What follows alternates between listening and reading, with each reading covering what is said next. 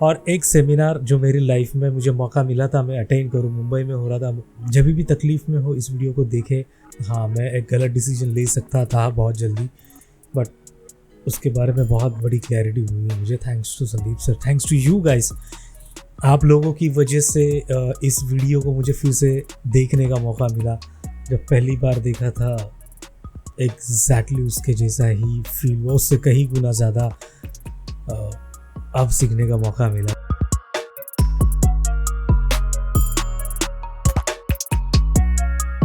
Hi hello and welcome back to channel, this Akshay. बहुत दिनों बाद मैं कोई वीडियो अपने चैनल पे लेके आ रहा हूँ। कमबैक के लिए काफ़ी पावरफुल कमबैक की ज़रूरत थी, तो एक पावरफुल वीडियो लेके आया हूँ। थंबनेल देख के आपको पता ही चला होगा कि संदीप सर का वीडियो है। ये वो वीडियो है जिस वीडियो ने मेरी सोच, ज़िंदगी को देखने की सोच, मेरी ज़िंदगी, मेरी थॉट प्रोसेस पूरी बदल दी।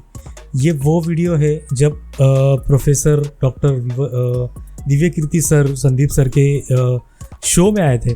तब उन्होंने बताया था कि किस तरीके से उन्होंने अपने एक रिलेटिव की सुसाइडल थॉट्स उनके दिमाग में आ रहे थे और उनके साथ ये वीडियो शेयर करके उनकी ज़िंदगी बचाई। कितने न जाने कितने सारे लोगों की ज़िंदगी इस वीडियो ने बनाई है, उसमें से एक मैं भी हूँ। इस वीडियो का नाम है अनस्टॉपेबल बाय संदीप माहेश्वरी। ये वीडियो 2012 में आई थी और मैंने 2012 के एंड में या 2013 में, आई गेस 2013 में इस वीडियो को मैंने देखा था। एंड जब ये वीडियो मैंने देखी थी, उस वक्त की मेरी ज़िंदगी, वीडियो देखने के बाद मेरी थॉट प्रोसेस चेंज हुई। और आज जब मैं इस वीडियो के ऊपर 10 साल के बाद रिएक्ट कर रहा हूँ, एक वीडियो बना रहा हूँ, तो आज की मेरी ज़िंदगी में ज़मीन आसमान का फ़र्क है। मेरी थॉट प्रोसेस में ज़मीन आसमान का फ़र्क है। हालांकि संदीप सर की जो वीडियो सबसे पहले मैंने देखी थी, इससे पहले एक और वीडियो मैंने देखी थी। ये सेकंड वीडियो थी। हालांकि वो वीडियो भी मैं लेके आऊँगा, क्योंकि वो वीडियो देख के मुझे ऐसा हुआ था कि मैंने ज़िंदगी में ऐसा कभी सुना नहीं है, ऐसी वीडियो कभी देखी नहीं थी। वाव! तो उसके बाद फिर मैं और एक्सप्लोर करने लगा। फिर आगे जाके last life changing seminar, then illusion to reality, फिर उनका इंडिया टूर हुआ था। तो वो सब चीज़ें एक एक करके मैं आगे वीडियो में लाने वाला हूँ। लेकिन ये बहुत सीखने वाली वीडियो है। ओरिजिनल वीडियो का लिंक नीचे डिस्क्रिप्शन में है। जो भी लोग इस वीडियो को देख रहे हैं, मैं चाहूँगा कि आप ओरिजिनल वीडियो के जाके साथ, अगर पेरेंट्स देख रहे हैं तो अपने बच्चों के साथ, बच्चों को ये वीडियो दिखाओ, बच्चों के साथ बैठ के वीडियो देखो, आप खुद देखो, अपने दोस्तों को दिखाओ जो ज़िंदगी में कुछ करना चाह रहे हैं लेकिन डिप्रेशन में चल रहे हैं, फेलियर का सामना कर रहे हैं, उनको ये वीडियो दिखाओ। बहुत कुछ सीखने को मिलेगा और बहुत मोटिवेशन मिलेगा। तो मैं ज़्यादा बात नहीं करूँगा इस वीडियो को चलते हुए, बीच बीच में भी ज़्यादा कोशिश करूँगा ज़्यादा बात ना करूँ, लेकिन मुझे कॉन्टेक्स्ट देना पड़ेगा कुछ बातों को लेके, ऐसा मुझे लग रहा है। तो जैसे जैसे आगे बढ़ेगा वीडियो में कोशिश करूँगा उसका कॉन्टेक्स्ट देने की, क्योंकि बहुत सारी चीज़ें लोगों को नहीं पता है जो इसमें नहीं पता हो सकती जिन वीडियो का इसमें जिक्र होगा। तो मैं कोशिश करूँगा उनको थोड़ा सा उसके ऊपर बात करने की, लेकिन बहुत ज़्यादा नहीं करूँगा। तो ज़्यादा नहीं बोर करते हुए मैं आपको रिक्वेस्ट करूँगा, please subscribe to the channel. अभी रेगुलर वीडियोस आएंगे चैनल पे एंड इस तरीके के इंफॉर्मेटिव या कुछ सीखने को मिले, इस तरीके का कंटेंट मैं लाने वाला हूँ।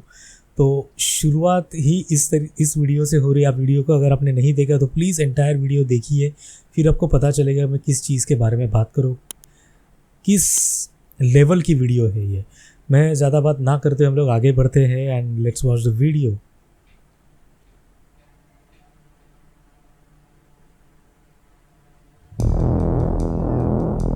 अनस्टॉपेबल, क्या वीडियो है यार। पूरी वीडियो देखना भाई लोग, पूरी video.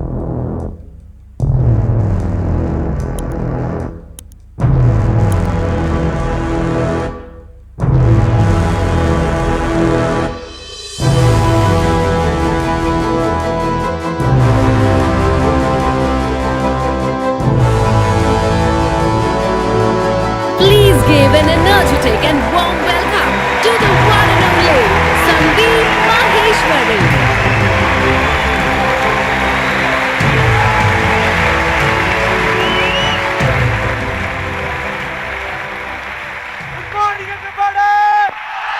Guys, feel the energy. Energy देखो यार, रिक्वेस्ट है, एक्सक्यूज मी, आप लोग जो आगे बैठे हुए हैं, स्टेज पे ना लाइट बहुत ज्यादा है, पॉजिटिविटी देखो वीडियो की स्टार्ट होते ही। तो आप एक बार चेक करके बताएंगे पूरा स्टेडियम खाली पड़ा है क्या?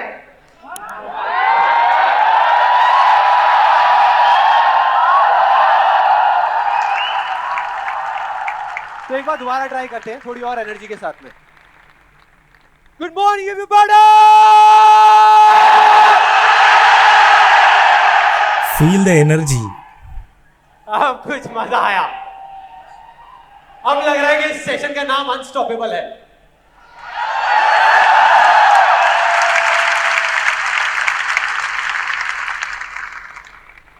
ओके, अब बात करते हैं मेरी। मैं इतना एक्साइटेड क्यों हो रहा हूं? देखो बहुत सिंपल है। अपने हर सेशन से पहले 15 से 20 मिनट के लिए मैं अपनी आंखें बंद कर लेता हूं, और जब माइंड पूरे तरीके से ब्लैंक हो जाता है, जब माइंड में कोई थॉट ध्यान नहीं से होते, सुनना इस बात तो अपने को। आप से एक क्वेश्चन करता हूं कि अगर ये दिन मेरी जिंदगी का आखिरी दिन हो और मुझे किसी तरीके से पता चल जाए कि मैं कल सुबह नहीं उठने वाला, तो मैं आज क्या करूंगा? ये मेरा क्वेश्चन होता है। और उसके सिर्फ 2 ऑप्शंस होते हैं मेरे पास में, 2 जवाब होते हैं, और मैं दूसरे ऑप्शन को चुनता हूं। पहला ऑप्शन कि कल जो होने वाला है उसको सोच सोच करके मैं रोता रहूं और परेशान हो जाऊं। दूसरा ऑप्शन कि जो मेरे पास कुछ घंटे बचे हुए हैं ना, उसमें कुछ ऐसा कर जाऊं, कुछ भी, कि जानने के बावजूद भी कि मैं कल सुबह नहीं उठने वाला, फिर भी आज रात को चैन से सो सकूं, बढ़िया नींद आए। बहुत बढ़िया बात है यार।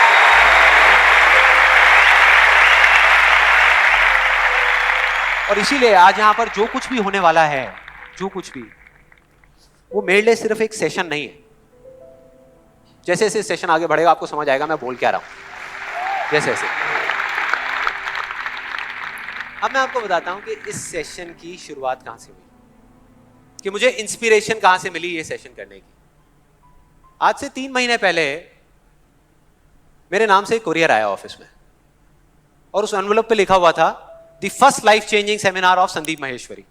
तो जब मैंने उसको देखा तो मुझे लगा किसी ने मजाक किया है, क्योंकि मुझे अच्छे तरीके से याद था कि जो मेरा फर्स्ट लाइफ चेंजिंग सेमिनार हुआ था वहां पे सिर्फ 20-25 लोग बैठे हुए थे एक छोटे से कमरे में, और किसी के हाथ में कोई कैमरा नहीं था। तो मेरे को लगा कि ऐसे ही किसी ने वो किया, लेकिन फिर पता नहीं मेरे मन में क्या आया, मैंने उस वीडियो को प्ले कर दिया, और जैसे ही मैंने वो वीडियो देखनी शुरू करी तो मेरे तोते उड़ गए। मैंने कहा यार, मतलब था मैं ही स्क्रीन के ऊपर, लेकिन लग मुझे ऐसा रहा था जैसे मैं किसी और को देख रहा हूं। और देखता रहा। जैसे ही वो वीडियो खत्म हुई, उसी टाइम मैंने ये ठान लिया, मैंने ये डिसाइड कर लिया कि अब चाहे कुछ भी हो जाए, अपनी लाइफ के इतने बड़े फेलियर को मैं अपने तक नहीं रखने वाला, इसको शेयर करूंगा पूरी दुनिया के साथ। और आप में से कुछ लोगों को याद भी होगा, मैं अपने इस एक्सपीरियंस के बारे में पहले भी आपको बता चुका हूं। देता हूं जब मैं पुणे के एक MBA कॉलेज में गया था और वहां जाकर के ब्लैंक हो गया था, याद है? कितने लोगों को याद है? याद है। ये अभी जो इन्होंने बात की थी कि इन्होंने एक सेशन में कहा था कि पुणे के MBA कॉलेज में गए थे और वहाँ पे ब्लैंक हो गए थे। ये लास्ट लाइफ चेंजिंग सेमिनार की बात कर रहे हैं। उस सेमिनार में उन्होंने इस बात का जिक्र किया था, एक कहानी बताई थी। और हम में से बहुत सारे लोग ज़िंदगी में शुरुआत करते हैं, स्टेज पे पहली बार जाते हैं या पहली बार किसी इंटरव्यू में, जॉब इंटरव्यू में जाते हैं, तो फर्स्ट इंटरव्यू कभी भी किसी का अच्छा नहीं होता है। तो उसी तरीके से वो बहुत बड़ा फेलियर होता है, लेकिन वो स्टेप होता है पहला। तो उसी तरीके से इनका ये एक कहानी है, वो वीडियो है जो उस वक्त हुआ था उस सेमिनार में। वो वीडियो उनको किसी ने भेजा, first life changing seminar of Sandeep Maheshwari. और जैसे उन्होंने बताया कि कोई नहीं था, कैमरा नहीं था, तो उन्होंने इनका मजाक उड़ाने के लिए वो वीडियो उनके लिए भेजा था कि तुम्हारी ये औकात है। तो उन्होंने वो कर दिया कि सबके सामने दिखा दिया कि या वो वीडियो क्या है, वो देखो, फिर आपको समझ में आएगा किस चीज़ के बारे में बात कर रही है। तो तब मैंने आपको बताया तो था, लेकिन दिखाया नहीं था, क्योंकि मेरे पास में कुछ था ही नहीं आपको दिखाने के लिए, कोई वीडियो नहीं थी। तो आज मैं आपको दिखाने वाला हूं कि एग्जैक्टली तब क्या हुआ था। This is the actual original video जो वो अटके थे। वो जो उन्होंने कहानी बताई थी उस वक्त, कुछ बस कहानी बताई थी, एक्चुअल वीडियो है इनके फेलियर का। Good afternoon, everybody. Just call me Sandeep, don't call me sir. And just a few confessions before I start off this session. The first one is, please don't look at me like this with all these frowning faces, because that makes me nervous. And to be honest with you, this is the first time that I am speaking in front of so many people. And second thing is,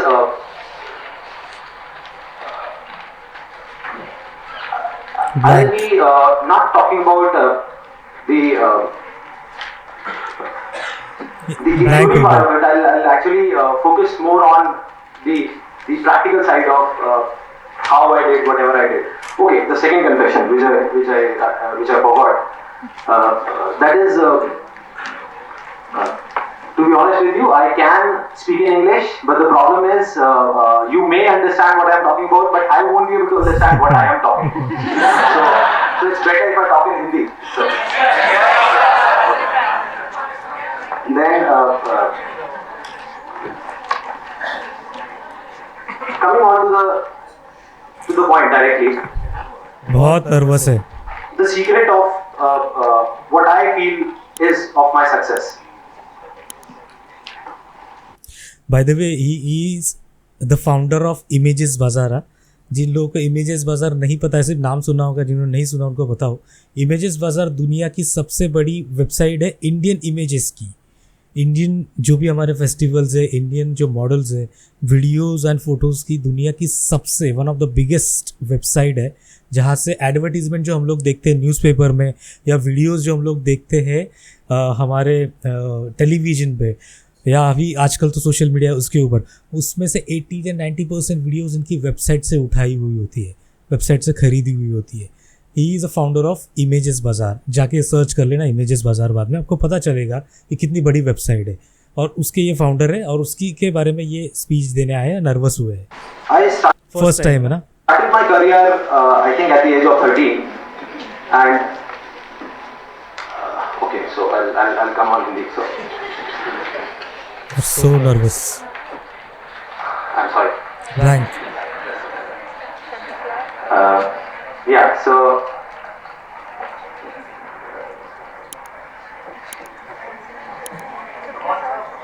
yeah, I'll do it.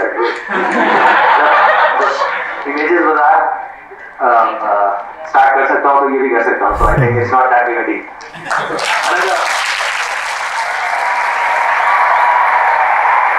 कौन करता है ऐसे भाई अपने खुद का failure दुनिया के सामने. मजाक एक तरीके से उड़ गया है वो, उड़ने जैसा बात है वो.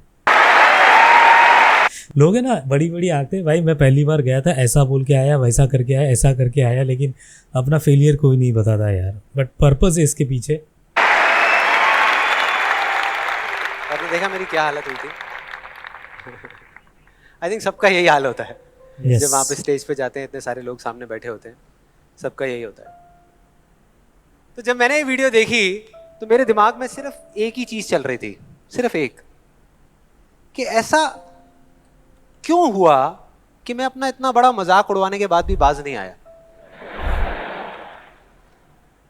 और क्या वजह है कि मैं वहां से यहां तक आ गया. लेकिन मुझे ना इसका एग्जैक्ट जवाब नहीं मिल रहा था. मतलब मुझे समझ नहीं आ रहा था कि इसके पीछे वजह क्या है. और फिर फाइनली एक दिन वो वजह समझ आई. मैंने एक कहानी पढ़ी कहीं पर, और उस कहानी के जब मैं अंदर तक गया तो मेरे को समझ आया कि हाँ ये वजह है. ये कहानी है दो बच्चों की जो एक गांव में रहते थे. बहुत पावरफुल स्टोरी है, बहुत पावरफुल स्टोरी है, बहुत समझ में आएगा ये. बहुत बहुत ध्यान से सुनना इस स्टोरी को. उनमें से एक 6 साल का था और एक 10 साल का. दोनों बहुत अच्छे दोस्त थे, बिल्कुल शोले के जय और वीरू जैसे. दोनों हमेशा साथ साथ रहते, साथ साथ खेलते, साथ साथ खाते पीते, साथ साथ नहाते धोते. नहीं धोते नहीं, ये थोड़ा ज्यादा हो गया. तो एक दिन वो दोनों गांव से थोड़ा दूर निकल गए और खेलते खेलते उनमें से जो बड़ा बच्चा था 10 साल वाला, वो एक कुएं में गिर गया और जोर जोर से चीखने चिल्लाने लग गया क्योंकि उसको तैरना नहीं आता था. अब जो दूसरा बच्चा था छोटा सा 6 साल का, उसने अपने आसपास में देखा और उसको कोई नजर नहीं आया, उसको कोई नहीं दिखा जिसको कि वो बुला सके हेल्प के लिए. और फिर उसकी नजर पड़ी एक बाल्टी पे जिस पे एक रस्सी बंधी हुई थी. उसने एक सेकंड भी वेस्ट नहीं किया, उस बाल्टी को उठा करके कुएं में फेंक दिया और अपने दोस्त को बोला कि पकड़ ले इसको. उसके दोस्त ने पकड़ा और वो अपनी पूरी ताकत लगा करके पागलों की तरह उसको खींचने लगा. खींचता रहा, अपनी पूरी जान लगा दी उसने. छोटे से बच्चे ने 6 साल के. और 10 साल के बच्चे ने उस बाल्टी को पकड़ा हुआ था, खींचता रहा और तब तक नहीं रुका जब तक उसने अपने दोस्त को बचा नहीं लिया, जब तक वो बाहर नहीं आ गया। अब यहां तक तो ठीक था, यहां तक तो ये कहानी समझ आती है।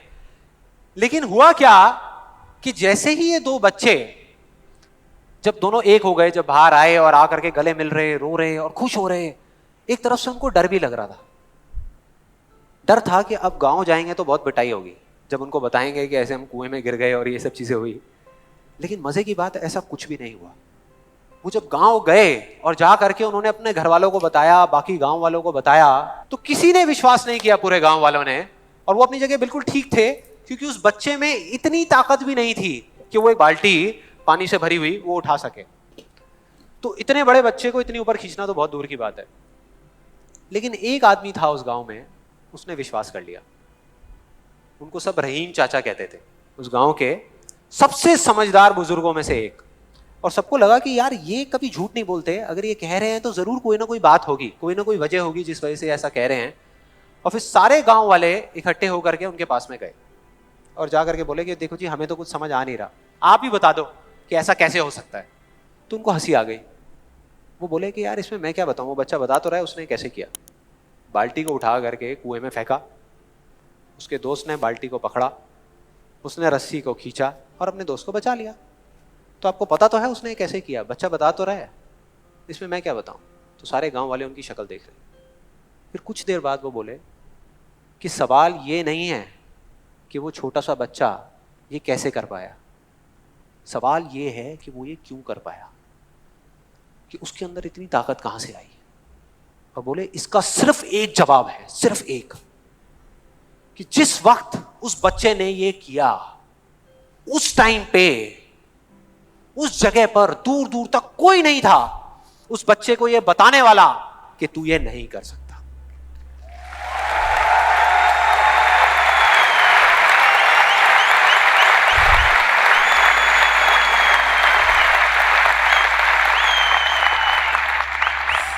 बोले कोई नहीं था, कोई नहीं, यहां तक कि वो खुद भी नहीं, वो खुद भी नहीं।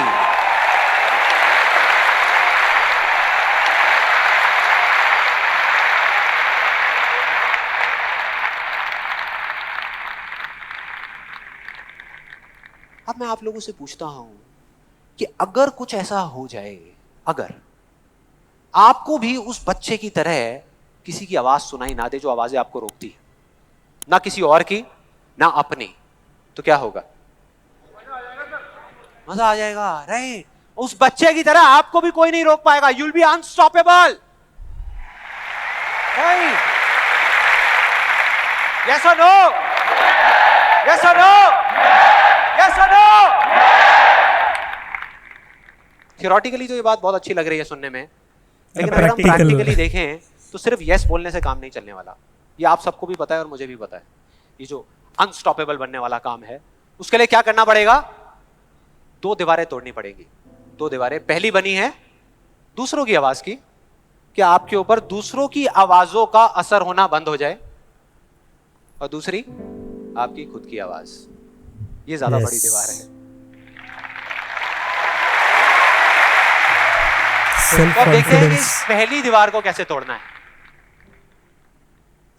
कहानी में उस बच्चे के आसपास में कोई नहीं था उसको रोकने वाला, लेकिन क्या रियल लाइफ में ऐसा होता है? यस और नो? नो। क्या होता है कि हम एक काम करने की सोचते हैं, करना शुरू भी नहीं करते, सिर्फ सोचते हैं कि हमको ये काम करना है, और सामने से 4 लोग आ जाते हैं रोकने के लिए। 4 लोग आ जाते हैं तरह तरह की बातें करने के लिए कि ये नहीं हो सकता। अरे बड़ा इम्प्रैक्टिकल सा आइडिया है। जब कोई नहीं कर पाया तो तू क्या करेगा? होता है ऐसा? कितने लोगों के साथ ऐसा हुआ है? सबके साथ हुआ है और होता रहता है। और मेरे साथ तो पता नहीं कितनी बार हुआ है। किसी के साथ कुछ ज्यादा ही हुआ है लगता है। लगता है उनको राह चलते भी, मेट्रो में भी कोई मिलता है, अबे तू नहीं कर पाएगा, चल।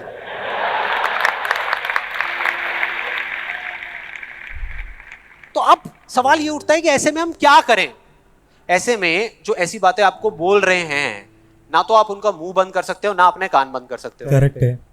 क्योंकि वो लोग कोई राह चलते लोग नहीं होते, वो आपके अपने होते हैं, आपके अपने फ्रेंड्स हैं, रिश्तेदार, फ्रेंड्स ज्यादा होते हैं। तो मैं आपको ये नहीं बोल सकता कि आप क्या करो ऐसी सिचुएशन में, लेकिन मैं ये बता सकता हूं कि मैं क्या करता था। जैसे ही कोई बोलता था मेरे को, या आज भी अगर बोलता है कि ये नहीं हो सकता या तू ये नहीं कर सकता, तो मैं ना चुप रहता हूं, ना उनसे लड़ता हूं। मैं सिर्फ एक वर्ड में उनसे एक सिंपल सा क्वेश्चन पूछता हूं, एक वर्ड में, क्यों नहीं कर सकता, क्यों नहीं हो सकता। और जैसे ही मैं ये करता हूं उसके बाद बहुत मजा आता है। आप कभी करके देखना, बहुत मजा आएगा। 90% लोग ऐसे मिलेंगे आपको जिनके पास में इस क्यों का जवाब ही नहीं होगा, जवाब ही नहीं होगा। नहीं, वो सोच में पड़ जाते हैं। जैसे ही मैं पूछता हूं ना क्यों, हाँ क्या क्यों, ये कैसा सवाल है। तो ये है वो 90% लोग जिनके पास में कोई जवाब ही नहीं होता, या होता भी है तो वो इतना फनी होता है कि आप चाह करके भी अपने आप को हंसने से नहीं रोक पाओगे। जैसे एक बार मेरे साथ हुआ था, जब मैं करीबन आई थिंक 18 साल का था और मैंने नया फोटोग्राफी का कोर्स किया था। फोटोग्राफी सुन के मैंने रुका। मैं भी फोटोग्राफर हूँ और कहानी कभी बताऊंगा, लेकिन फोटोग्राफी से रिलेटेड है। मैं भी एक खुद फोटोग्राफर हूँ। तो वो इतना फनी होता है कि आप चाह करके भी अपने आप को हंसने से नहीं रोक पाओगे। जैसे एक बार मेरे साथ हुआ था, जब मैं करीबन आई थिंक 18 साल का था और मैंने नया फोटोग्राफी का कोर्स किया था। तो हमारे घर में एक छोटा सा फंक्शन चल रहा था और वहाँ पर मैं अपनी मदर के साथ और फादर के साथ में खड़ा हुआ कुछ बातें कर रहा था। इतनी देर में एक सामने से आंटी आई और आकर के बोली, संदीप। हाँ जी आंटी। बेटे क्या नया चक्कर चल रहा है तेरा आजकल। मैं डर गया, मैं मन ही मन सोच रहा, मैंने कहा इनको कैसे पता लगा मेरे नए अफेयर के बारे में। और ही चला गया। फिर मैंने उनको देखा और डरते डरते उनसे मैंने कहा कि भाई आंटी जी क्या मतलब, मैं कुछ समझा नहीं, कौन सा चक्कर, क्या कौन सा। तो आंटी ने बोला, कहते क्यों तू ये फोटोग्राफी नहीं कर रहा आजकल, ये फोटोग्राफी का कोर्स नहीं किया तूने। तो उन्होंने बोला, मेरी थोड़ी सी जान में जान आई। मैंने कहा अच्छा, फोटोग्राफी की बात हो रही थी। फिर उन्होंने बोला, बेटा अगर तू बुरा ना माने तो एक बात कहूं। मैंने कहा नहीं आंटी बोलिए ना। बेटे मेरी अगर तू माने ना, तो ये जो तू फोटोग्राफी के चक्करों में पड़ा है ना, ये सब बेकार की चीजें। इससे अच्छा ये है कि तू कोई और ढंग का काम कर ले या फ्री पढ़ाई लिखाई में ध्यान दे। फ्री एडवाइस देने वाले। मैंने वही किया जो मैं हमेशा करता था। मैंने कहा क्यों आंटी जी, आपको ऐसा क्यों लगता है कि मेरा फोटोग्राफी में कुछ नहीं हो सकता, ये फोटोग्राफी बेकार की चीज क्यों है। तो उन्होंने जवाब दिया कि मेरी बहन का बेटा भी गया था बॉम्बे यही सब करने के लिए जो तू कर रहा है, और उसको 4 साल हो गए धक्के खा रहा है, उसका कुछ नहीं हुआ अभी तक। मैंने फिर सुना, फिर मैंने दोबारा से वही क्यों को ले आकर के चिपका दिया। मैंने उनसे पूछा, लेकिन आंटी मेरे को कुछ समझ नहीं आया कि अगर वो कुछ नहीं कर पाया तो मैं कुछ क्यों नहीं कर पाऊंगा। सीधा सा क्वेश्चन है यार।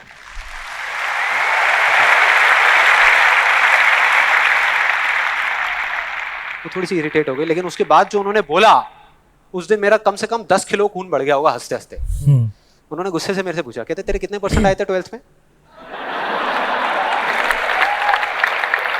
क्या संबंध है यार। मतलब फोटोग्राफी से इसका कोई कनेक्शन नहीं है दूर दूर तक, लेकिन उनका ये सवाल था कितने % आए थे तेरे 12th में। मैंने कहा जी 85% आए थे।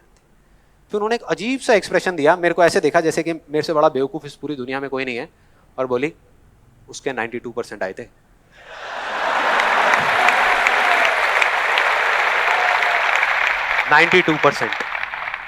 अब बोल। मैं कहा क्या बोलूं, अब बोलने को आपने छोड़ा क्या है? क्या कोई है जो ऐसी बातों को सीरियसली ले सकता है? नो। यस और नो? लेते हैं लेकिन नो, ले ही नहीं सकते। अब बचे 10% लोग जिनके पास में जवाब होता है, एक जेन्युइन वजह होती है। मतलब वो आपको सिर्फ ये नहीं बोलते कि आप नहीं कर सकते, वो आपको बताते हैं कि वो ऐसा क्यों बोल रहे हैं। तो मुझे जब भी कोई ऐसा मिलता है तो मैं उनके पास में जाकर के शांति से बैठता हूं, उनकी सारी बात को समझता हूं, फिर अकेले में जाकर के उस प्रॉब्लम का सॉल्यूशन निकाल लेता हूं और अपने पूरे दिल से उस इंसान को थैंक्स करता हूं, क्योंकि इनडायरेक्टली ऐसे लोग हमको हेल्प करते हैं आगे बढ़ने में। लेकिन इसका मतलब ये नहीं है कि उन 10% लोगों की बातों को मैं ज्यादा सीरियसली लेता हूं, या अगर मेरे को उसका जवाब नहीं मिलता तो मैं रुक जाता हूं, क्योंकि जवाब नहीं है इसका मतलब ये नहीं कि हम चलना बंद करते हैं। फॉर एग्जाम्पल, अगर हम अपने घर से ये सोच करके निकले हैं कि जब सारी लाइट्स ग्रीन हो जाएंगी तब मैं अपने घर से निकलूंगा, तो निकल पाएंगे कभी? कोई भी ऐसा कुछ आपको बोलता है आकर के कि आप ये नहीं कर सकते, तो समझ लेना कि वो बोल तो आपको रहा है, लेकिन उसका इशारा आपकी तरफ नहीं है। सही है। वो बस इतना सा कहना चाहता है क्योंकि मैं इस काम को नहीं कर वो सकता। खुद इस काम को नहीं कर सकता। हैं?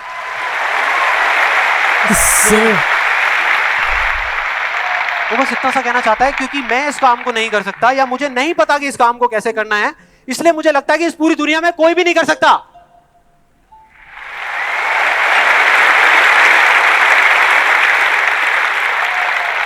आप में से कितने लोगों ने कहावत सुनी है कि किसी पे जुल्म करना पाप है, लेकिन जुल्म सहना उससे भी बड़ा पाप है? कितने लोगों ने सुनी है? ऑलमोस्ट सबने सुनी है। एवरीवन।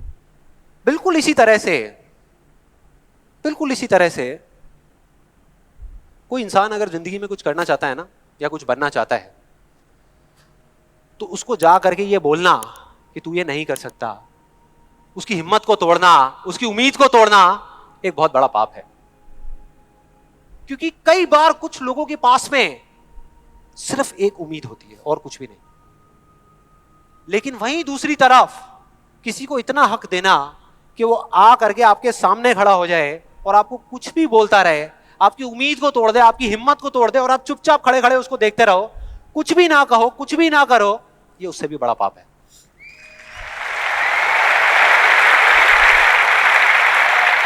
मतलब सिंपल है, ना हमें चुप रहना है, ना किसी से लड़ना है, सिर्फ सवाल करना है क्यों, और फिर देखो उनके कैसे पत्ते खुलते हैं, फिर मजा आएगा। और जिस दिन आप लोगों को भी मेरी तरह ये बात समझ आ जाएगी ना, उस दिन आपके ऊपर ऐसी बातों का असर होना बंद हो जाएगा। मतलब कि उस दिन ये जो पहली दीवार है जिसकी मैंने बात करी थी, वो अपने आप ही टूट जाएगी। उसके बाद इस पूरी दुनिया में किसी में दम नहीं होगा कि वो आपको आगे बढ़ने से रोक सके, सिवाय एक इंसान के। आपको सिवाय एक इंसान के। कोई बताएगा कौन है वो? आप खुद। एग्जैक्टली, आप खुद। और यही है वो दूसरी दीवार, यही है वो दूसरी दीवार जो पहली वाली से कई गुना बड़ी है, कई गुना बड़ी है। आज से बहुत साल पहले मैंने एक कहानी सुनी थी जिसका एक बहुत बड़ा इंपैक्ट हुआ था मेरी लाइफ पे। ये कहानी है एक ऑफिस की, एक ऑफिस की और उसके एम्प्लॉइज। ये एक और बहुत ही पावरफुल स्टोरी है। हालांकि मैं इसको पार्ट पार्ट में बना सकता था, लेकिन मैं चाहता हूँ, मैं सॉरी मैं रोक रहा हूँ, बीच में लिंक टूट रही होगी बहुत सारे लोगों की, बट ये भी एक पावरफुल है जो ऑफिस एम्प्लॉइज है उनके लिए। एक बार एक ऑफिस में जितने भी एम्प्लॉइज सुबह सुबह जब ऑफिस आते हैं अपने अपने कैबिन में, तो उनकी डेस्क के ऊपर एक लेटर पड़ा होता है, एक लेटर रखा हुआ होता है, और उस लेटर में लिखा था कि वो इंसान, इस कंपनी का वो एम्प्लॉय जिसकी वजह से आपकी प्रमोशन नहीं हो रही थी, या जिसकी वजह से आप आगे नहीं बढ़ पा रहे थे, उसकी डेथ हो गई, वो मर गया है। और अब अगर आप आखिरी बार उस एम्प्लॉय की शक्ल देखना चाहते हैं तो ये एड्रेस है, यहां पर अगले 1 घंटे में पहुंच जाइए।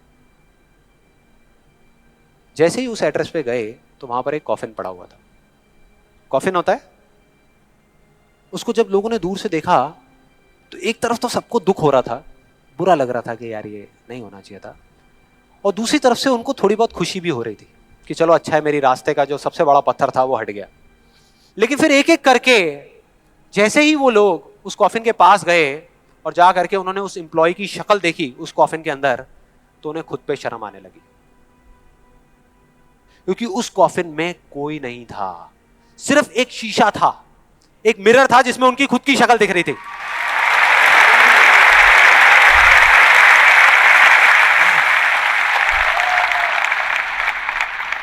हम सब भी तो यही करते हैं अपनी लाइफ में कि सारा ब्लेम उठा करके किसी सिचुएशन पे डाल दिया, किसी और इंसान पे डाल दिया, सब जगह डाल दिया सिवाय एक इंसान के, खुद पे। यहां पर कितने लोग इस बात को मानते हैं जो मैंने अभी अभी कही कि आपके रास्ते का सबसे बड़ा पत्थर और कोई नहीं, आप खुद ही हो? कितने लोग मानते हैं? सब लोग मानते हैं।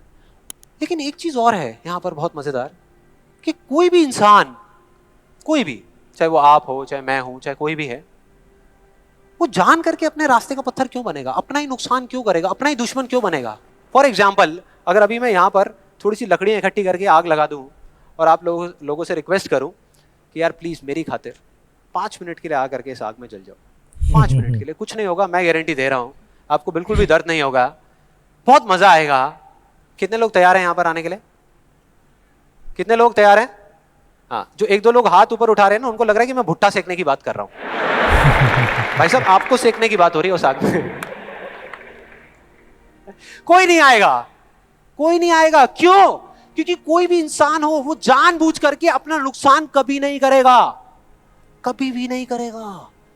तो ये सवाल मेरे को पिछले कई महीनों से तंग कर रहा था, अंदर ही अंदर खा रहा था कि क्या फर्क होता है उन लोगों में जो जाने अनजाने अपने खुद के सबसे अच्छे दोस्त होते हैं, और उनमें जो जाने अनजाने खुद के ही सबसे बड़े दुश्मन होते हैं।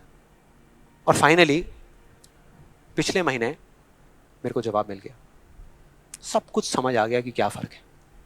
मैं रोज की तरह अपने घर के पास वाले एक पार्क में वॉक कर रहा था, और एकदम से ही बहुत तेज बारिश शुरू हो गई।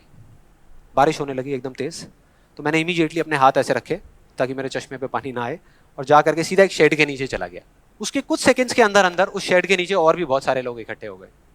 लोग तरह तरह की बातें कर रहे थे, मैं अपने आसपास में सुन रहा था। लेकिन मैंने एक चीज नोट करी कि ज्यादातर लोग, उनका ध्यान बारिश की तरफ नहीं था, बारिश की वजह से होने वाली जो प्रॉब्लम्स थी उसकी तरफ था। जैसे मेरे यहाँ पे थोड़ा सा आगे जाकर के 2 लड़के खड़े हुए थे, वो आपस में बात कर रहे थे कि भाई आज ट्रैफिक का बड़ा बुरा हाल होने वाला है, बारिश इतनी तेज हो रही है। तो वो इस तरीके की बातें कर रहे हैं। एक वहाँ पे अंकल जी थे पीछे, वाइफ को बोल रहे थे कि भाई मैंने तेरे को पहले ही कहा था कि छाता रख ले, छाता रख ले, अब देख मैं ऑफिस के लिए लेट हो जाऊंगा। तो इस तरह की बातें हो रही थी, तरह तरह की। तभी मैंने एकदम से देखा कि सामने से, मतलब मैं यहाँ खड़ा हुआ था, मेरे यहाँ पे एक लड़का खड़ा हुआ था, मुझे अभी भी एग्जैक्ट याद है। वो लड़का इनफैक्ट वो काफ़ी बड़ा कैरेक्टर था, बहुत सीरियस, मतलब बहुत टेंशन में था वो। हुआ क्या था, उसकी जेब में एक नोट पड़ा हुआ था जो गीला हो गया था, 20 रुपए का। तो उसको हिला हिला करके सुखाई जा रहा है, उसको फूंक मार रहा और ये सब चीज़ें। तो मैं पहले, मेरा ध्यान उसकी तरफ था, फिर मैंने जैसे ही उधर देखा तो उधर से एक आदमी आ रहा था शेड की तरफ। उसका भी एक हाथ ऐसे था, लेकिन दूसरे हाथ से उसने अपनी बच्ची का हाथ पकड़ा हुआ था, छोटी सी बच्ची, 4-5 साल की, बड़ी प्यारी बच्ची। फर्क ये था कि उस बच्ची का हाथ ऐसे नहीं था, उसका हाथ ऐसे था, ऐसे था।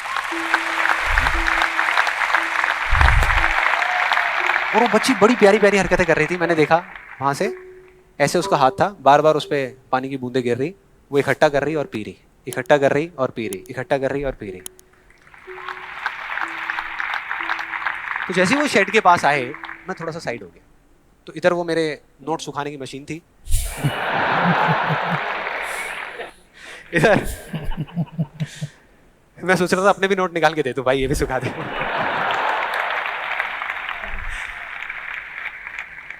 इधर वो बच्ची खड़ी हुई थी, वो छोटी सी प्यारी सी, और मेरा फिर पूरा ध्यान उस बच्ची की तरफ ही था, इतनी इतनी प्यारी बच्ची। और इधर उसके पापा अपने मोबाइल पे कुछ काम कर रहे थे। वो बच्ची को अभी भी चैन नहीं आया, शेड के नीचे आ गई, लेकिन अभी भी बार बार अपना हाथ बाहर निकाल के, एक हाथ से पापा को पकड़ा हुआ डर रही, दूसरे हाथ से ऐसे बाहर निकाल के बार बार पानी भर रही और पी रही। कभी पानी भर रही, अपने मुंह पे फेंक रही। फिर थोड़ी देर बाद पता नहीं उसके मन में क्या आया, उसने अपने पापा से पूछा कि पापा ये बारिश रोज क्यों नहीं होती? बड़ा अजीब सा क्वेश्चन था। उसके पापा ने कहा, वो अपने मोबाइल पे लगे हुए थे, हाँ बेटा होगी होगी, रोज होगी, रोज होगी, रोज होगी। वो बच्ची फिर अपने खेल में लग गई। फिर थोड़ी देर बाद पता नहीं क्यों उसने दोबारा से पूछा अपने पापा से, बताओ ना पापा रोज क्यों नहीं होती? इस बार उसको कोई जवाब नहीं मिला, लेकिन मुझे मिल गया। मुझे सब कुछ समझ आ गया कि क्या वो वजह है, क्या फर्क होता है उन लोगों में जो खुद के सबसे अच्छे दोस्त होते हैं और खुद के सबसे अच्छे दुश्मन होते हैं। क्या फर्क है उन दोनों लोगों में? देखो बहुत सिंपल है। जब बारिश होती है आसमान से, हम सबके ऊपर होती है, क्या एक जैसे होती है या अलग अलग तरीके से होती है? एक जैसे होती है, कोई पार्शियलिटी नहीं करती। आप अमीर हो, गरीब हो, काले हो, गोरे हो, बच्चे हो, बड़े हो, कोई फर्क करती है क्या बारिश? नहीं करती, सब पे एक जैसी होती है। बिल्कुल उसी तरह से वो शक्ति, वो एनर्जी जिससे पूरी दुनिया चल रही है, जिससे अभी अगर आप अभी फील करने की कोशिश करो, आपकी सांसें चल रही है, मेरी सांसें चल रही है। जिस शक्ति में इतनी ताकत है कि अगर वो चाहे तो एक सेकंड भी नहीं लगेगा, इस पूरी दुनिया को खत्म कर सकती है। और 1 सेकंड के 1 करोड़वें हिस्से में इस दुनिया को दोबारा से बना भी सकती है। उसको आप साइंटिफिकली चाहे एनर्जी का नाम दे दो, चाहे स्पिरिचुअली भगवान कहो, आत्मा कहो, परमात्मा कहो, कुछ भी कहते रहो, उससे कोई फर्क नहीं पड़ता। और बिल्कुल उस बारिश की तरह उस शक्ति की भी बारिश हम सब पर होती रहती है, उस एनर्जी की भी बारिश होती रहती है और सब पर एक जैसे होती है। फिर चाहे आप अमिताभ बच्चन हो, बिल गेट्स हो, कोई भी हो, कोई फर्क नहीं पड़ता। आप स्टेज पे खड़े हो या वहां बैठे हो, कोई फर्क नहीं पड़ता। तो फर्क क्या है? देखो बहुत सिंपल है, वही फर्क जो उस बारिश में था, जो मैंने नोट किया उस बच्ची के बीच में और औरों के बीच में। कुछ लोगों का हाथ ऐसे होता है और कुछ का ऐसे होता है, यही फर्क।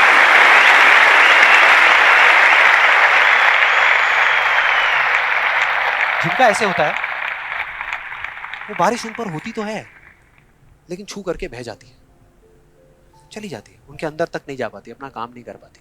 लेकिन जिनका ऐसे होता है वो उसको पी लेते हैं, उनके अंदर चली जाती है और उसके बाद में जो काम करती है वो एनर्जी करती है, नाम इंसान का हो जाता है।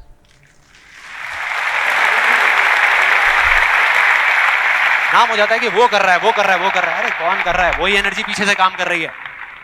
हम क्या कर सकते हैं?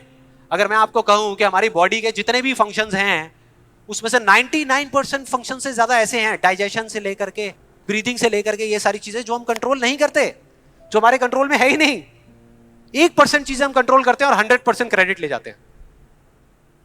और अब मजे की बात पता है क्या है? सबसे मजेदार बात कि यहां पर हम जितने भी लोग बैठे हुए हैं ना, हम सबको पता है कि अगर हमारे हाथ अभी ऐसे हैं तो ऐसे कैसे लाने हैं, क्योंकि बचपन में हम सबके बाय डिफॉल्ट हाथ ऐसे ही थे, सबके। फिर धीरे धीरे कुछ लोगों के यहां चले गए, कुछ के यहीं रह गए। जिनके यहां रह गए उनको हम सक्सेसफुल बोलते हैं, जिनके यहां चले गए उनको हम फेलियर्स बोलते हैं, अलग अलग फील्ड्स में। तो कोई बताएगा कि ऐसा क्या था जो बचपन में हम एक दिन में हजारों बार करते थे और अब हजारों दिनों में एक बार भी नहीं करते? Question. याद करो वो बच्ची क्या कर रही थी उस पार्क में, बार बार क्या कर रही थी? सवाल। एग्जैक्टली क्वेश्चन पूछ रही थी, मतलब कि सवाल कर रही थी। Let's give a big hand for her.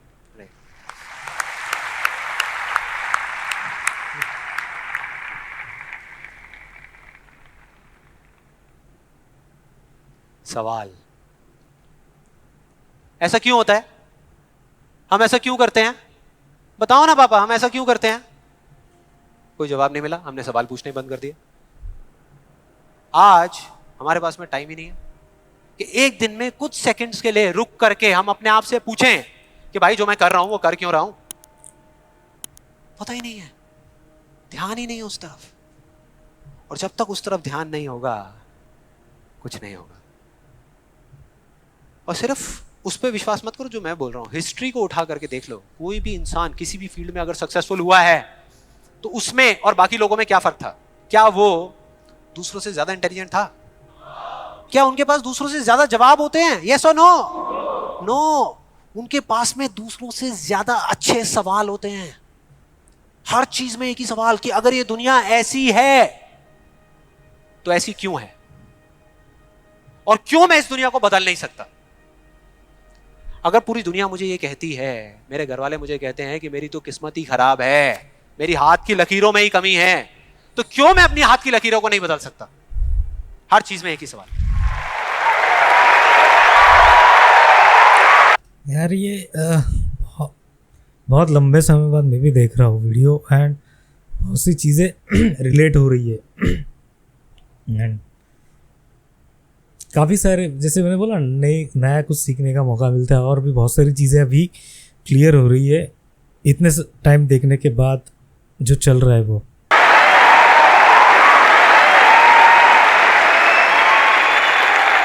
इसलिए थोड़ा सा चुप हूँ।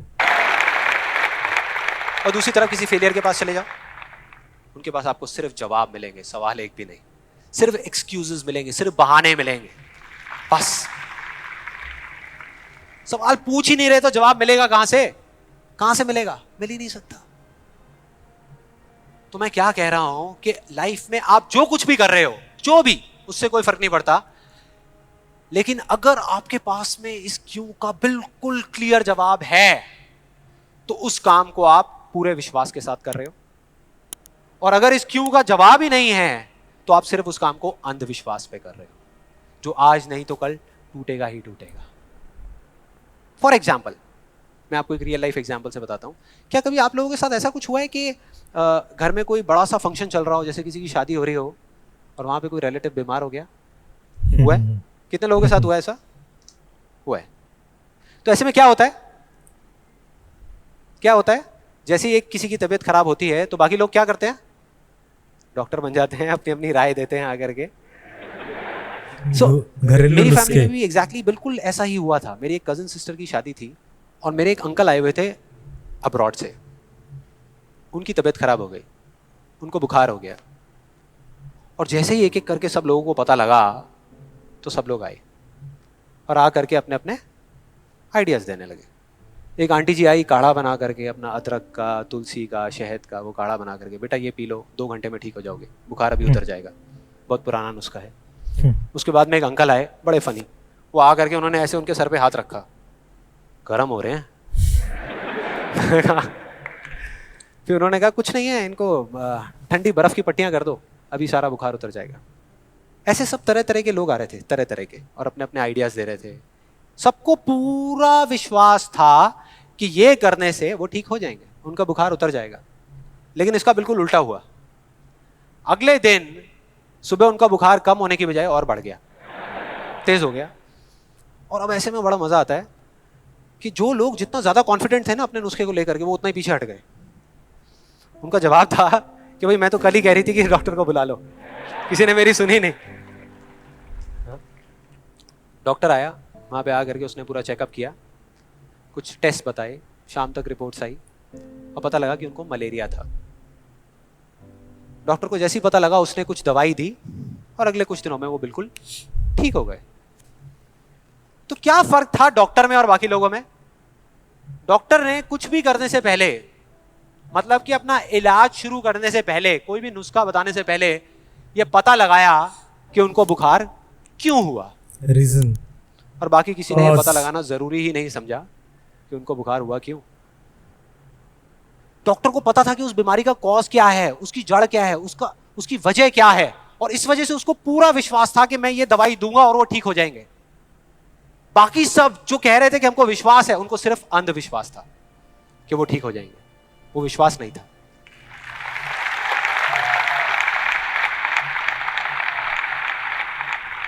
इन दोनों के बीच में ना इतना एक बिल्कुल पतली सी लाइन का फर्क होता है, विश्वास में और अंधविश्वास में, जिस वजह से बहुत बार हम अपने अंधविश्वास को विश्वास का नाम दे देते हैं।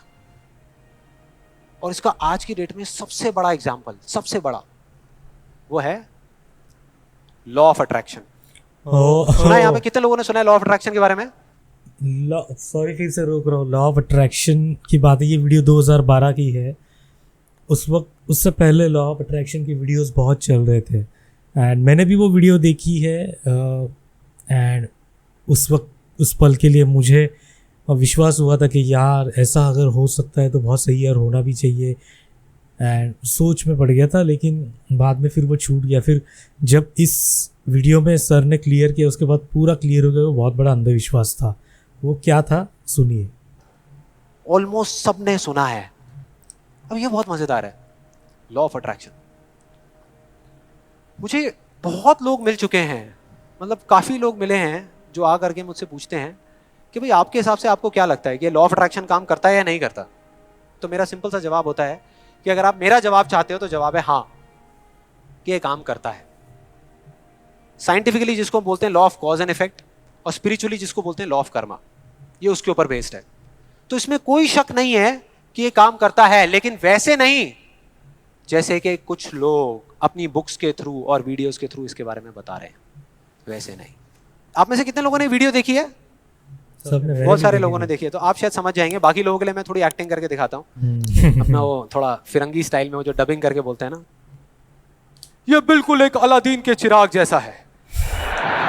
एग्जैक्टली ऐसे ही था उस वीडियो में। बिल्कुल ऐसा लगता है किसी चमत्कारी बाबा की बात हो रही है, वो आशीर्वाद रखेंगे और काम हो जाएगा 1 सेकंड में। बिल्कुल ऐसा लग रहा है सुनने में। ये बिल्कुल एक अलादीन के चिराग जैसा है, आपको सिर्फ हुक्म देना है कि आप क्या चाहते हैं। आपको बंगला चाहिए, आपको गाड़ी चाहिए, आपको पैसा चाहिए, आपको सिर्फ बताना है कि आपको क्या चाहिए, फिर देखिए क्या होगा। ये प्रकृति आपके सुर से सुर मिलाएगी, ताल से ताल मिलाएगी।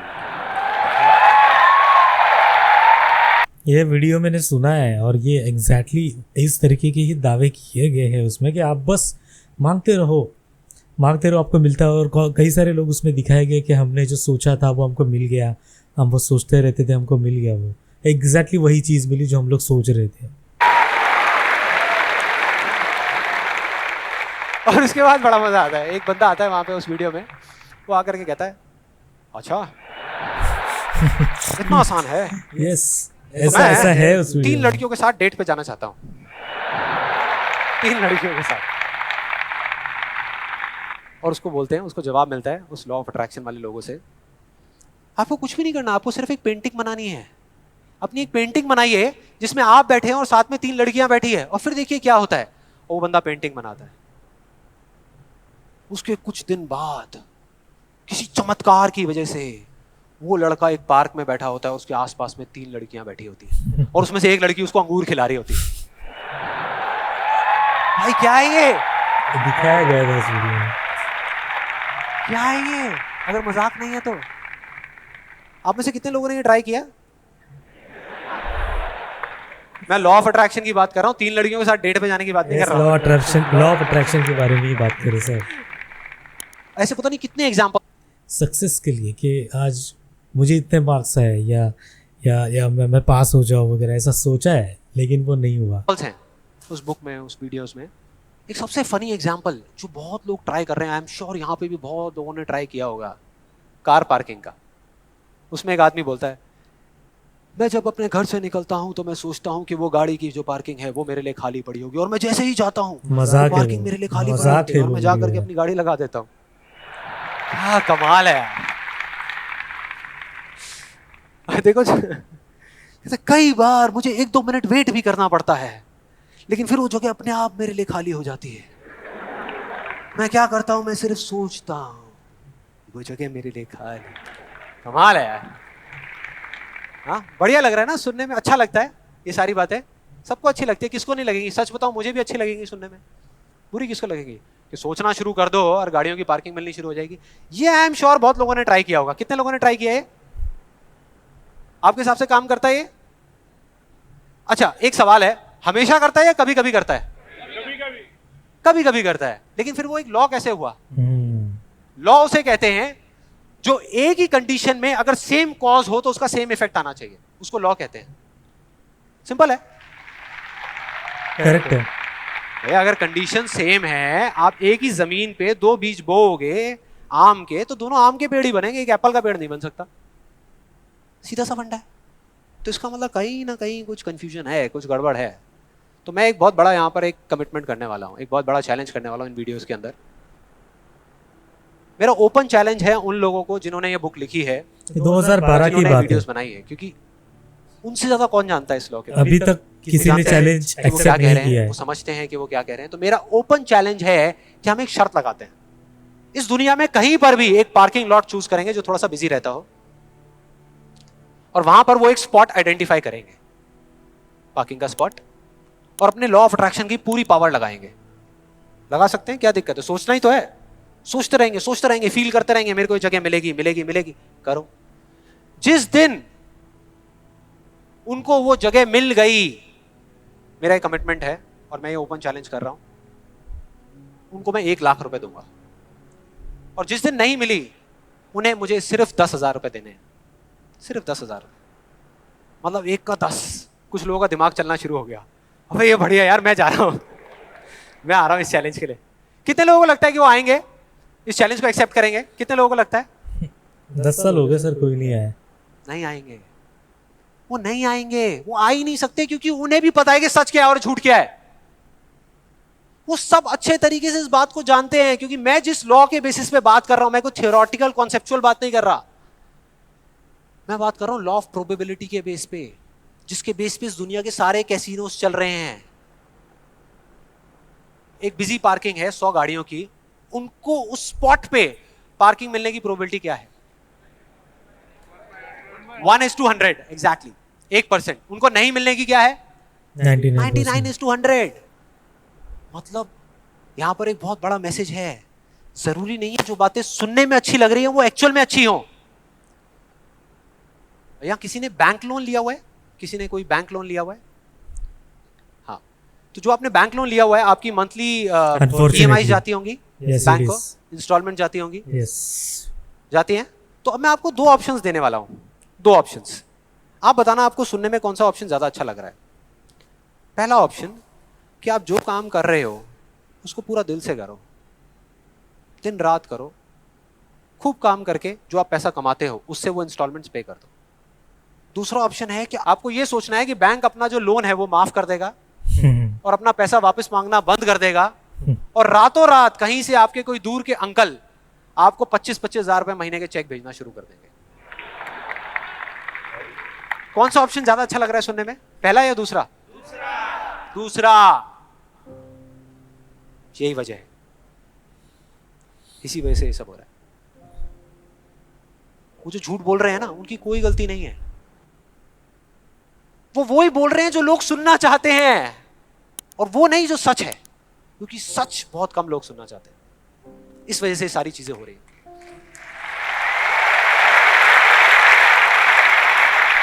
और मैं इस सेशन का आपको एक फाइनल एग्जांपल देने वाला हूं, जिसके बाद में अभी आपके मन में जितने भी डाउट चल रहे होंगे ना, वो सारे धीरे धीरे क्लियर हो जाएंगे। ये एग्जांपल है दो लड़कों का जिनकी एज है 18 साल, और दोनों का एक ही डिजायर है कि मेरे को एक BMW गाड़ी चाहिए।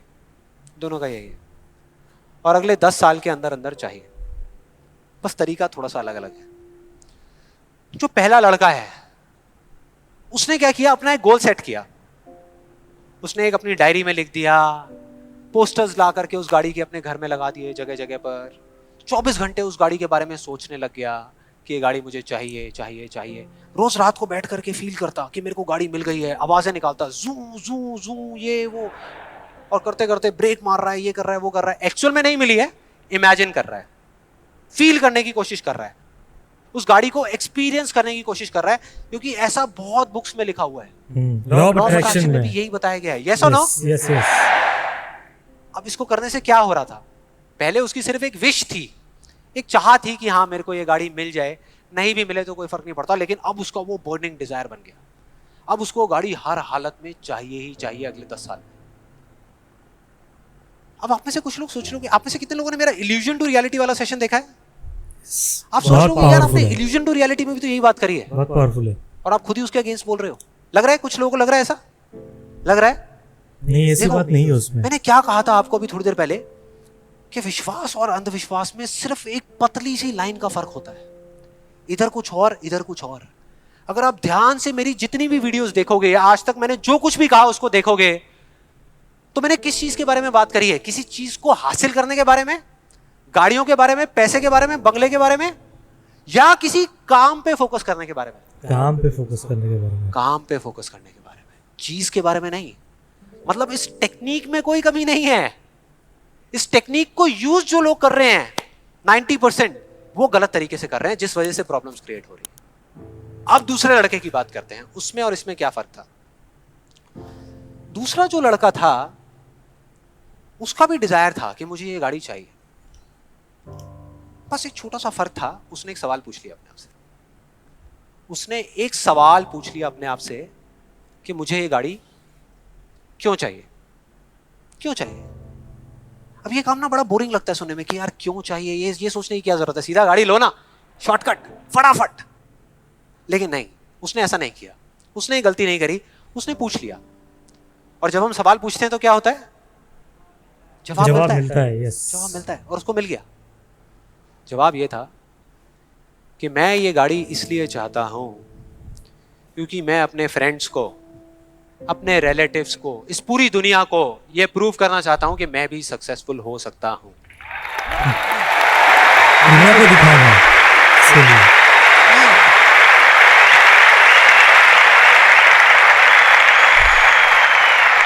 तो उसको जवाब मिल गया कि मैं ये इसलिए चाहता हूं क्योंकि मैं प्रूव करना चाहता हूं। फिर उसने दोबारा सवाल किया कि क्यों, मैं क्यों अपने आसपास वालों को, इस पूरी दुनिया को ये प्रूव करना चाहता हूं, क्यों करना चाहता हूं। और फिर उसको एक जवाब मिला, क्योंकि मेरे आसपास में जितने भी लोग हैं वो सब यही कर रहे हैं। उसने एक आखिरी सवाल पूछा और जब उसका जवाब मिला ना तो वो हिल गया। उसके सारे फंडे क्लियर हो गए। वो सवाल था कि सब ऐसा क्यों कर रहे हैं, और उसको जवाब मिला, सब ऐसा इसलिए कर रहे हैं क्योंकि सब ऐसा ही कर रहे हैं। सब रेस में लगे। बस उसको समझ आ गया कि एक रेस लगी हुई है जहां पर सब भाग रहे हैं, कोई तेज भाग रहा है, कोई धीरे भाग रहा है, लेकिन किसी को पता ही नहीं है कि वो भाग क्यों रहे हैं। और जैसे ही उसको ये समझ आया, उसको ये जवाब मिला, तो उसको ये तो नहीं पता था कि मैं अब क्या करने वाला हूं, लेकिन उसको ये समझ आ गया कि मुझे क्या नहीं करना।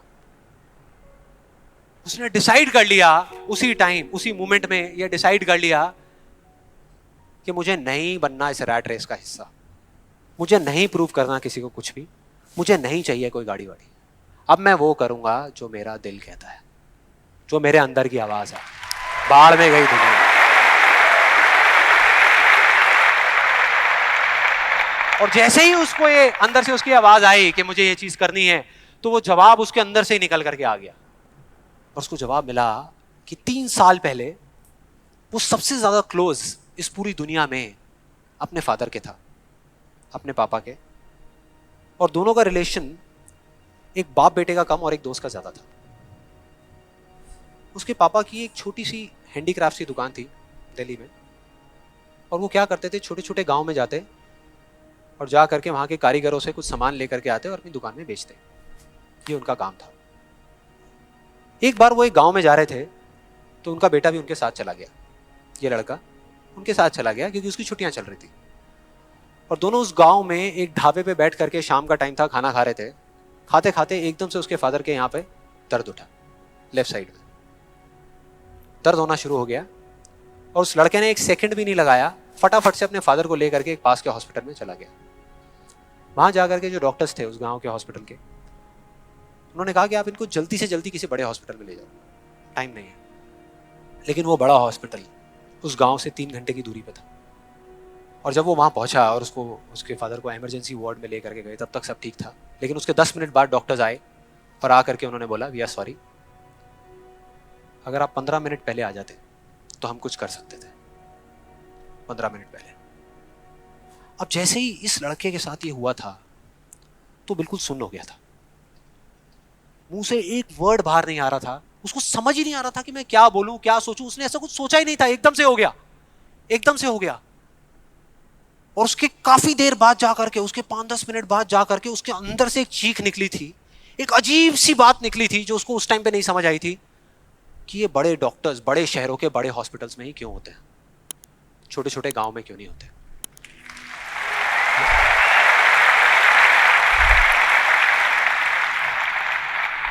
उस टाइम उसको नहीं समझ आया, आज समझ आ गया।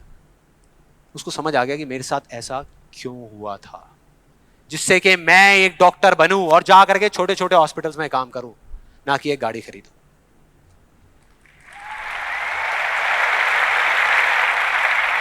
और इस एक सवाल ने, एक वर्ड के सवाल ने, क्यों ने, उसकी पूरी पूरी लाइफ का डायरेक्शन ही चेंज कर दिया।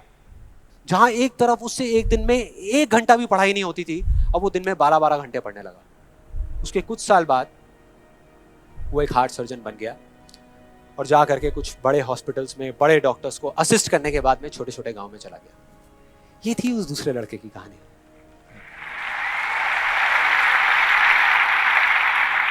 दस साल हो गए हैं, तब दोनों 18 साल के थे, आज दोनों 28 साल के हो चुके हैं। लेकिन क्या दोनों की लाइफ में थोड़ा बहुत फर्क होगा? एक बार देखते हैं एग्जैक्टली कि क्या फर्क होगा। जो पहला लड़का था उसने इस लॉ को पूरे विश्वास के साथ प्रैक्टिस किया, लॉ ऑफ अट्रैक्शन को पूरे विश्वास के साथ कि ये काम करता है, करेगा करेगा, इतने लोग बोल रहे हैं, गलत थोड़ी होंगे, पूरी दुनिया बोल रही है कि ये काम करता है। उसने किया, लेकिन फ्यूचर किसी के हाथ में नहीं है ना, उसको नहीं मिला, उसको वो गाड़ी नहीं मिली। क्या होगा उसके साथ में? क्या होगा? खुश रहेगा? टूट जाएगा, पागल हो जाएगा, बिखर जाएगा, समझ ही नहीं आएगा कि हो क्या रहा है मेरे साथ में। यह है एक सिचुएशन। दूसरी सिचुएशन कि उसको BMW गाड़ी नहीं मिली, लेकिन होंडा सिटी मिल गई। अब क्या होगा? खुश रहेगा? नहीं रह पाएगा, रह ही नहीं सकता, रह ही नहीं सकता। दिमाग में वही है ना, मुझे BMW चाहिए। क्योंकि ये गोल सेटिंग करके और ये सब करके उसने अपने डिजायर को बढ़ा लिया, अपने अंधविश्वास को इतना बढ़ा लिया कि अब उसको वो ही गाड़ी चाहिए और किसी गाड़ी से उसका काम ही नहीं चलने वाला। जबकि अगर दूसरे एंगल से देखा जाए तो एक 28 साल के लड़के के लिए जो मिडिल क्लास बैकग्राउंड से बिलोंग करता है, अपने पैसों की एक होंडा सिटी गाड़ी खरीदना भी बहुत बड़ी बात होती है। बहुत बड़ी बात है। बहुत बड़ी बात होती है। अब तीसरी सिचुएशन ये बहुत इंटरेस्टिंग है। मान लो 10 साल में एक चमत्कार हुआ, उसने कई तरह के काम करे और उसको BMW गाड़ी मिल गई। अब क्या होगा?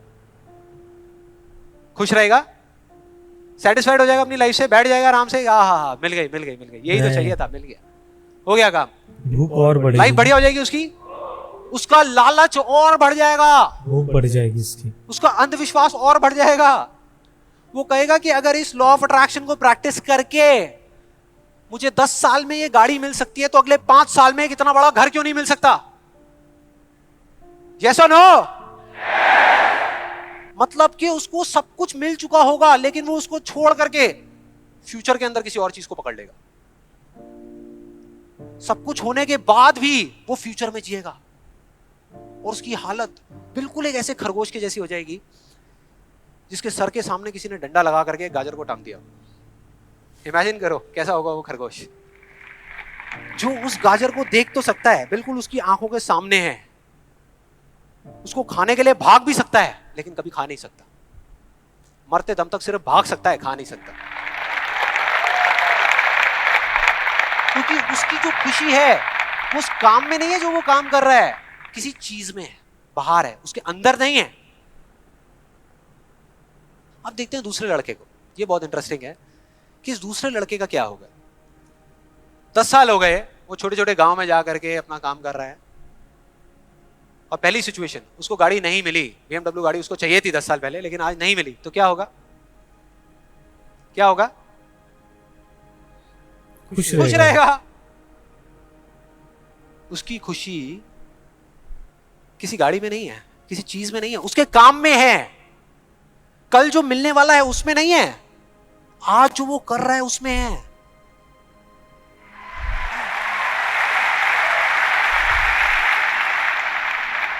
दूसरी सिचुएशन, उसको BMW नहीं मिली, होंडा सिटी मिल गई, तो क्या होगा? तो भी खुश रहेगा, बहुत खुश रहेगा, एब्सोल्युटली। उसने मांगी नहीं थी, फिर उसको मिल गई, बहुत खुश रहेगा। उसको BMW मिल गई तो क्या होगा? खुश रहेगा। लेकिन इस वजह से नहीं कि उसको ये गाड़ी मिल गई, इस वजह से क्योंकि वो जो काम कर रहा है उसमें उसको खुशी मिल रही है। और एक सबसे बड़ा फर्क पता है क्या है यहाँ पर इन दोनों के अंदर? सबसे बड़ा फर्क अगर आप ध्यान से देखोगे, ये जो दूसरा लड़का है, अगर इसको गाड़ी मिल गई, जो डॉक्टर है, और छिन गई 1 साल बाद, तो क्या होगा? तब भी खुश रहेगा। लेकिन जो पहला है उसका क्या होगा?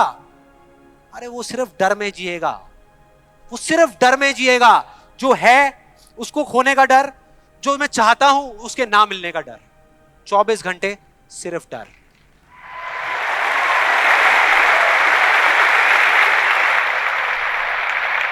डर ही डर, सब कुछ होगा उसके पास में लेकिन फिर भी अंदर से डरा हुआ होगा, यार कोई मेरी गाड़ी ले ना ले, अरे कोई इस पे स्क्रैच ना मार दे। स्क्रैच के पीछे मैं सुन रहा हूं आजकल मर्डर्स हो रहे हैं कि तूने मेरी गाड़ी पे स्क्रैच कैसे मार दिया, ले धाड़, खत्म। क्या हो रहा है भाई? क्या हो रहा है? किस वजह से हो रहा है? उसकी जड़ क्या है? यही है जिसकी मैं बात कर रहा हूं अभी, यही है। अभी तक मैंने जो कुछ भी कहा है उसको एक लाइन में अगर इन दो के बीच का फर्क आपको बताऊं तो वो ये है, पहला आदमी बोल रहा है कि इस चीज को पाने के लिए मैं कोई भी काम करने को तैयार हूं, और दूसरा बोल रहा है इस काम को करने के लिए, ये जो मैं अभी कर रहा हूं, मैं अपनी कोई भी चीज गंवाने को तैयार हूं।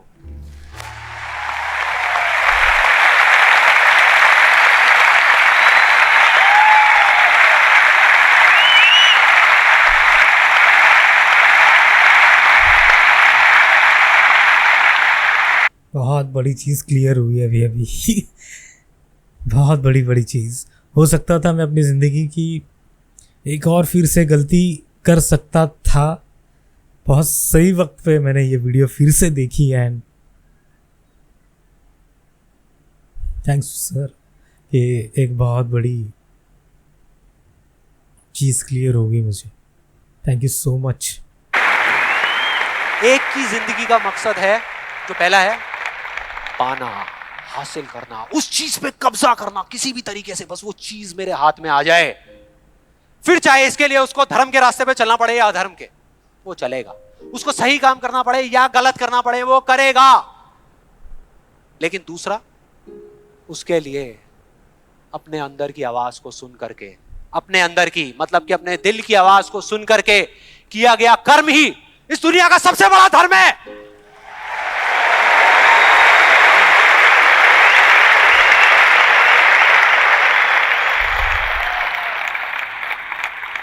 बस यही एक मकसद है उसकी जिंदगी का, अंदर की आवाज को सुनते जाओ, चलते जाओ, सुनते जाओ, चलते जाओ, जो होगा देखा जाएगा।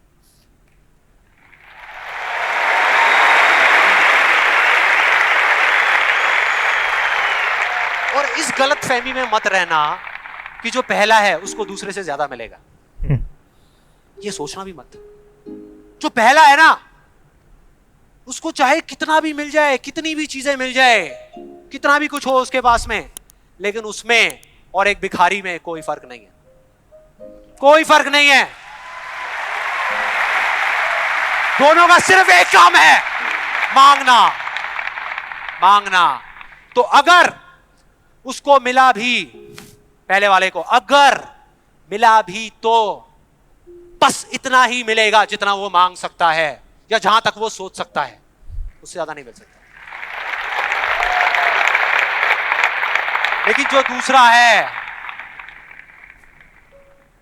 उसको जिस दिन मिलना शुरू होगा ना, बिना कुछ मांगे, बिना मांगे, वो इतना होगा जितना वो खुद तो क्या, इस पूरी दुनिया में कोई सपने में भी नहीं सोच सकता। सपने में भी नहीं सोच सकता।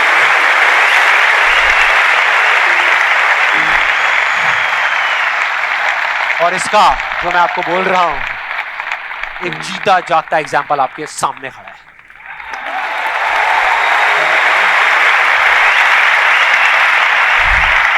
और जिस दिन आपने भी मेरी तरह इस रास्ते पे चलना शुरू कर दिया, तो वो दिन दूर नहीं है जब आपके पास सब कुछ होगा।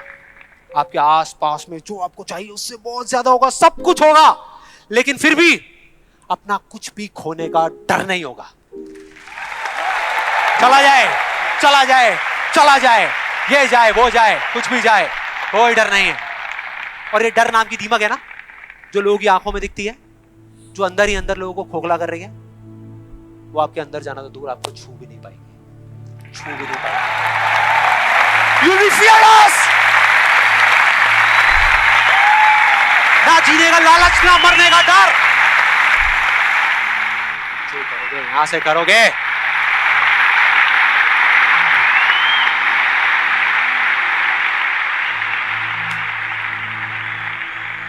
और फिर चाहे आपके रास्ते में एक मुश्किल आए या 1000 आए, कोई फर्क नहीं पड़ता। चाहे एक आदमी आकर के आपको रोकने की कोशिश करे या 1 लाख लोग आकर के आपके सामने खड़े हो जाएं, अरे आपको रोकना तो दूर, किसी में इतना दम भी नहीं होगा कि वो आपको हिला भी सके।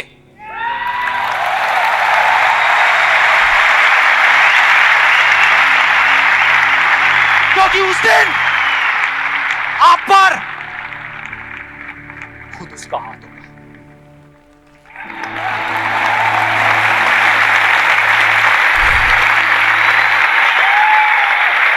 और फिर अगर आप चाहोगे भी ना, चाहोगे भी, तो भी अपने आप को आगे बढ़ने से नहीं रोक पाओगे। You'll be unstoppable! You will be unstoppable!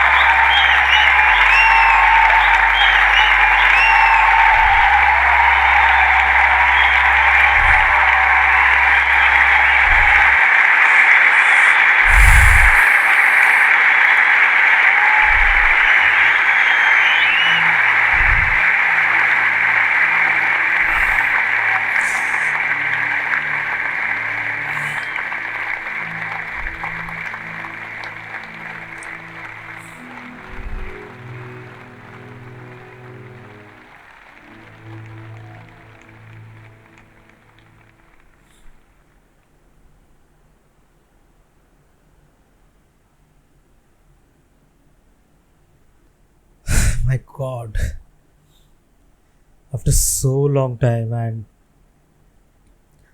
10 साल बाद भी इस वीडियो की एनर्जी बिल्कुल नहीं बदली है। मैं तो बोलता हूँ कि 10 साल के और ज़्यादा एक्सपीरियंस के बाद यह और ज़्यादा पावरफुल हो गई है। और सच बोलना चाहूँगा यार, मेरी ज़िंदगी का एक बहुत, मैंने डिसीजन नहीं लिया था लेकिन मेरे दिमाग में कहीं से वो चीज़ फीड हो गई थी।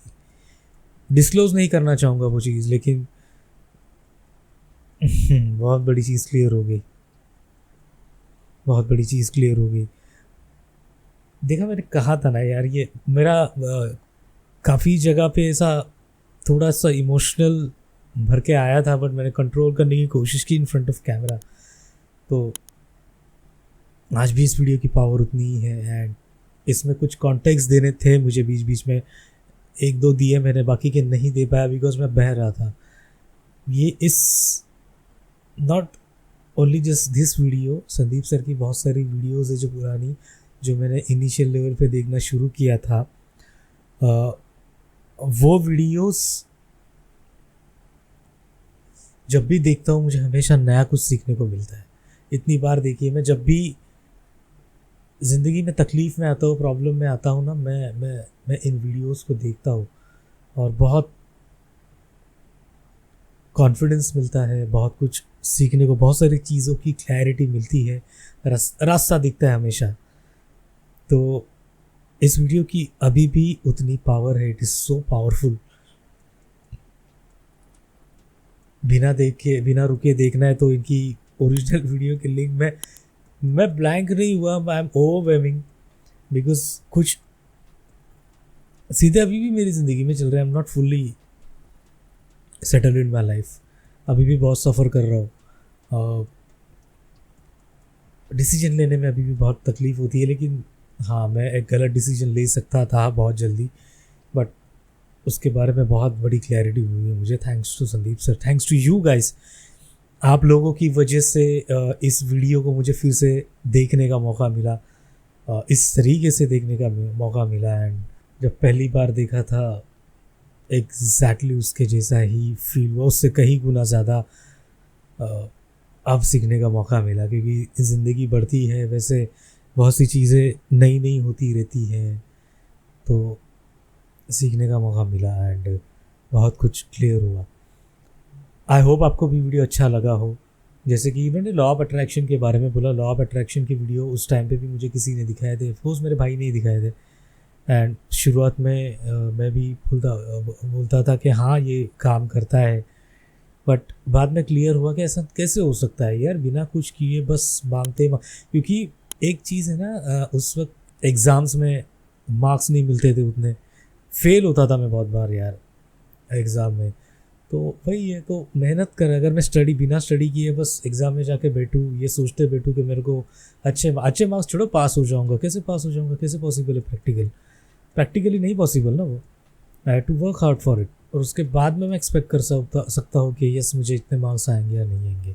सिर्फ सोच के थोड़ी मुझे डिग्री मिलने वाली है या कोई रिवॉर्ड मिलने वाला है, नहीं। I have to work hard for it, everybody has to work hard for it. सच में मैं जैसे इल्यूजन टू रियलिटी का जिक्र हुआ इसमें, इल्यूजन टू रियलिटी भी बहुत पावरफुल सेशन। उसके बाद लास्ट लाइफ चेंजिंग सेमिनार, और एक सेमिनार जो मेरी लाइफ में मुझे मौका मिला था मैं अटेंड करूँ, मुंबई में हो रहा था इंडिया टूर के टाइम पे। मुझे पासेस भी मिले थे, बट अनफॉर्चुनेटली कुछ कन्फ्यूजन की वजह से मैं नहीं जा पाया, कुछ सिचुएशन भी थी मेरी लाइफ में, my father was not well, तो उस टाइम पे नहीं जा पाया मैं उस सेशन में। एंड उसके बाद से अभी भी बस मौका ढूंढ रहा हूँ कब चांस मिले सर के सेशन, लाइव सेशन अटेंड करने की। लेकिन जब भी कुछ देखता हूँ उसको इम्प्लीमेंट करने की कोशिश करता हूँ। ओरिजिनल वीडियो की लिंक नीचे डिस्क्रिप्शन में है, बहुत ज़्यादा कुछ बोलूँगा नहीं, मुझे लगता है कि बहुत सारे लोगों को बहुत सारी क्लैरिटी हुई रहेगी। आप जब भी तकलीफ़ में हो इस वीडियो को देखें, आपको लगता है आपकी ज़िंदगी में कोई फ्रेंड किसी तकलीफ़ में है, किसी परेशानी में है, ज़िंदगी में कुछ करना चाहता है, फेलियर का सामना कर रहा है, डिप्रेशन में है, कोई स्टूडेंट है जो परेशान है, कंफ्यूज्ड है अपनी लाइफ में, तो उनको ये वीडियो ज़रूर दिखाना एंड हो सकता है उनकी कुछ हेल्प हो जाए। मैं फिर से बोलना चाहूँगा, हमारे चैनल को प्लीज़ सब्सक्राइब करो, ऐसे इन्फॉर्मेटिव कंटेंट्स में भी कंटिन्यूसली हमारे चैनल पर लाने वाला हूँ। तो प्लीज़ चैनल को सब्सक्राइब करो, वीडियो को लाइक करो, शेयर करो अपने फ्रेंड्स के साथ। ओरिजिनल वीडियो नीचे डिस्क्रिप्शन में है लिंक, जाके उसके ऊपर ओरिजिनल वीडियो भी देखो, नॉन स्टॉप देखो, आपको और भी चीज़ें क्लियर होंगी। और ये फ़िल्टर, दिमाग का जो फ़िल्टर है उसको निकाल के उसको बाजू में रख के देखो, बहुत कुछ चीज़ें क्लियर होंगी। आई होप आपको वीडियो पसंद आया हो। जल्दी ही मिलूंगा। Thank you so much for watching the video guys. Bye.